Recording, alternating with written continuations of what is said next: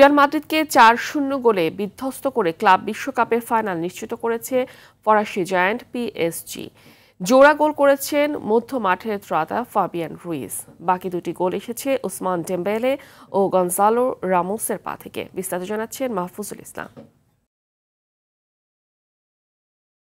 Club ছাড়ার পর প্রথমবার পিএসজির মুখোমুখি এমবাপ্পে, কিন্তু বিধির কি খেলা। ম্যাচ শুরুর আগে এমন হারের ক্ষত নিয়ে মাঠ ছাড়ার কথা হয়তো চিন্তাও করেননি বিশ্বের অন্যতম সেরা এ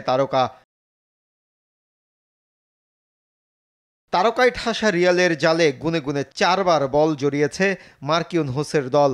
ষষ্ঠ মিনিটে যার শুরু করেন ফাবিয়ান রুইজ। ম্যাচের বয়স যখন 9 মিনিট, তখন ডিফেন্সের ভুলে ব্যবধান বাড়ায় ওসমান ডেম্বেলের ফিনিশিং। 24 মিনিটে আশরাফ হাকিমির অ্যাসিস্টে নিজের জোড়া পূরণ করেন রুইজ। এরপর বেশ কয়েকবার রিয়ালের রক্ষণে কাঁপন ধরায় পিএসজির আক্রমণ ভাগ। প্যারিসিয়ানদের মাস্টারমাইন্ড লুইস এনরিকের কৌশলে পুরোপুরি পরাস্ত রিয়াল।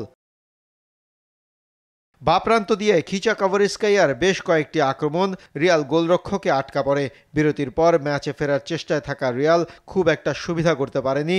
উল্টো 87 মিনিটে গনসালো রামোসের গোলে 4-0 ব্যবধানে এগিয়ে যায় পিএসজি। জয় নিয়ে মাঠ ছাড়ে ফরাসি জায়ান্টরা।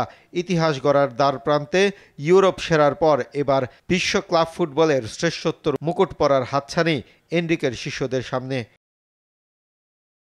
মাহফুজুল ইসলাম, RTV।